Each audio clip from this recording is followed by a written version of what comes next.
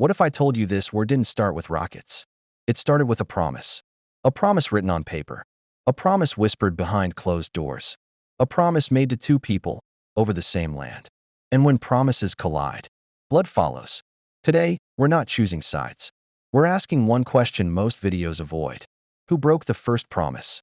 To answer that, we have to go back. Before Israel. Before Palestine. Before the war had a name. This is not just history. This is the origin of a wound that never healed. Chapter 1. A land without peace, but not without people. Long before the headlines. Before the borders. Before the flags. This land had a name. Palestine. Not a battlefield. Not a symbol. A home. For hundreds of years, Palestine existed under the Ottoman Empire, ruled from Istanbul, but lived in by its people. Farmers tilled olive groves passed down through generations. Merchants traded in crowded markets. Children grew up knowing the land not by borders, but by memory. Muslims prayed in mosques. Christians worshipped in churches. Jews lived in ancient communities, especially in cities like Jerusalem, Safed, Hebron, and Tiberias. Life wasn't perfect. Empires rarely are. But communities coexisted, not as enemies, but as neighbors. No walls. No checkpoints. No rockets. Then the world caught fire. World War I tore through empires like a storm. And when the dust settled, one of the oldest powers in history collapsed. The Ottoman Empire fell. And when an empire falls, others rush in to divide what's left. In distant European rooms, men who had never walked these streets, never planted these fields, never buried their dead in this soil, unfolded maps across polished tables. Lines were drawn. Names were changed. Futures were decided. Britain didn't conquer Palestine because it belonged to them. They took it because they could. Under the British Mandate, Palestine was no longer governed by its people, but by foreign rulers with foreign interests. And this is where everything shifts. Because Britain wasn't just occupying land. They were about to make a promise. A promise that would echo for over 100 years. A promise that would turn neighbors into enemies. And home into history. And this was only the beginning. Chapter 2. Britain's Double Promise. In 1915, while World War I raged across continents, Britain needed allies. The Ottoman Empire, rulers of Palestine, stood on the opposite side of the war. And Britain knew it couldn't defeat them alone. So Britain wrote letters. Not public announcements. Not official treaties. Private promises. Letters sent to Sharif Hussein of Mecca, the most influential Arab leader of the time. These letters carried a powerful message. Backhand index pointing right, rise against the Ottomans. Backhand index pointing right, fight with us. Backhand index pointing right, and when the war is over, this land will be yours. It was the promise of independence, of freedom after centuries of imperial rule. Arab leaders believed Britain. Arab fighters took up arms. They sabotaged railways, attacked Ottoman forces, and helped turn the tide of the war. The Arab revolt wasn't just military, it was emotional. It was a gamble on trust. And it worked. The Ottomans were defeated. The war was won. But while Arab fighters were dying on desert battlefields, another promise was being drafted, quietly, thousands of miles away. In 1917, Britain issued a short letter known as the Balfour Declaration. Just 67 words. But those words would change history. The declaration stated that Britain supported the creation of a national home for the Jewish people in Palestine. Not Europe, not Britain, Palestine. The letter was addressed not to Palestinians, not to Arab leaders, but to a wealthy Zionist figure in Britain. And here's the detail most people miss. At the time, over 90% of Palestine's population was Arab, Muslim, and Christian, yet the declaration mentioned them only once. Not by name, but as existing non-Jewish communities. No borders were defined. No timeline was explained. No permission was asked. Two promises. Same land. One made to Arabs in secret. One announced to the world. So ask yourself, was Britain confused? Or were they calculating? Was this a tragic misunderstanding? Or a deliberate gamble? That one promise would cancel the other? Because from that moment on, Palestine was no longer just a land. It was a contract written in contradictions. And sooner or later, someone was going to pay the price. Chapter 3. A refuge turns into a storm. After World War I, the promises on paper began to collide with reality. Jewish migration to Palestine increased. Families arrived with hope, carrying the weight of history on their shoulders, stories of centuries of persecution, pogroms, and displacement. Then came World War II. Then came the Holocaust. 6 million Jews were systematically murdered. Cities emptied. Families wiped out. A people scarred forever. The world felt guilt. Deep, unshakable guilt. And guilt demanded action. But where could survivors go? Europe couldn't, or wouldn't, take them. America had limits.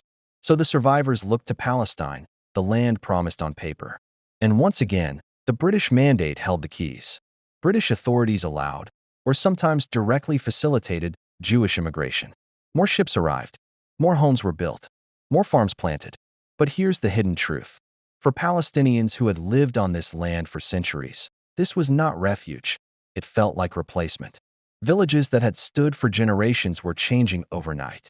Communities were reshaped. Land was purchased, often legally, but the people on the ground felt their homes slipping away. Tensions flared. Protests erupted in cities and towns. Revolts ignited in the countryside. Anger burned like wildfire. And Britain responded with force. Soldiers fired on protesters. Leaders were arrested. Martial law became routine. The land became a pressure cooker. Old communities against newcomers.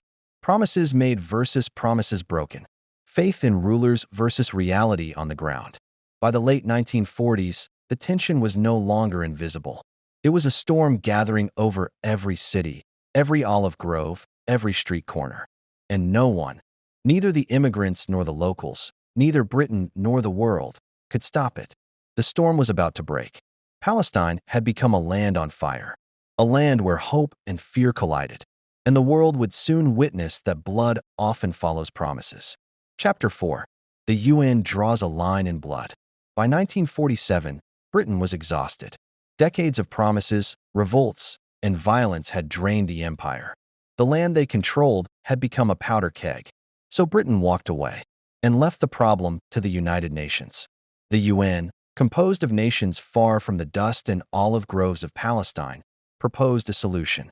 One Jewish state, one Arab state, Jerusalem under international control. On paper, it seemed like a compromise. A line drawn, a border drawn, a hope drawn.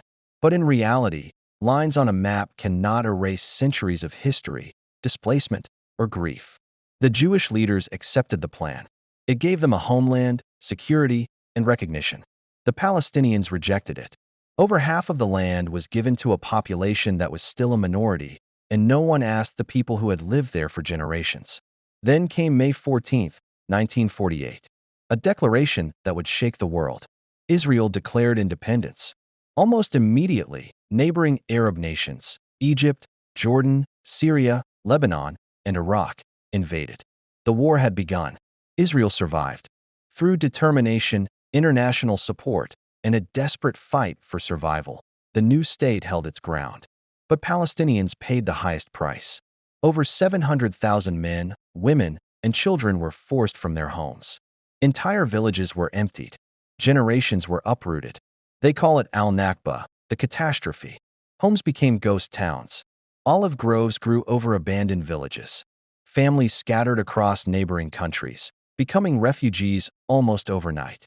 And here's the haunting question, the one no history textbook fully answers. Was Israel defending a promise? Or was it enforcing one? Because in the end, promises aren't always about right and wrong. Sometimes they are about power, survival, and who controls the narrative. The lines on the UN map didn't just divide land. They divided families, memories, and futures. And the world was watching. And yet, doing very little. The storm had arrived. And nothing would ever be the same again. Chapter 5. Promises that never came back. After 1948, there was no Palestinian state. Only refugee camps. Only loss. More wars followed. More land changed hands. Promises of peace were made. And broken again.